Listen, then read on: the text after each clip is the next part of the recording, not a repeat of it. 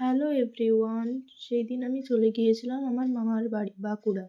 আর ঢোকার সময়তেই দেখি মামা প্রচুর আমার ফুলের গাছ কিন্তু এই লাগিয়েছে। ফুলটা দেখতে সবথেকে বেশি সুন্দর লেগেছে। আর এখানে ফুলের গাছ ছাড়াও কিন্তু বিভিন্ন ধরনের সবজির গাছও লাগানো ছিল।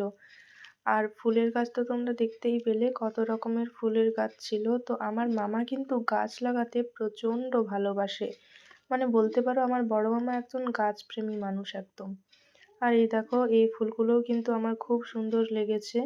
তো আমি যেহেতু একটু দুপুর করে গিয়েছিলাম, যাওয়ার পরই এইসব একটু গাছ-টাছ দেখে পর কিন্তু আমি লাঞ্চ করতে বসে গিয়েছিলাম। তো এখানে ছিল করলা ভাজা, আলু ভাজা, ভাত, মুসুরির ডাল, শাক আলু পোস্ত, মাছ ভাজা, পিঠের তরকারি, এঁচোড়ের তরকারি আর ইলিশ মাছের ঝাল দেওয়া। তারপর আবার একটু রেস্ট নিয়ে আমি গাছগুলোই দেখছিলাম। তো বড় মামিমা বাড়ি ফেরার সময় এনেছিল চিকেন কাটলেট আর চিকেন পকোড়া। তো এটা খেয়েই কিন্তু আমি বাড়ি চলে এসেছিলাম।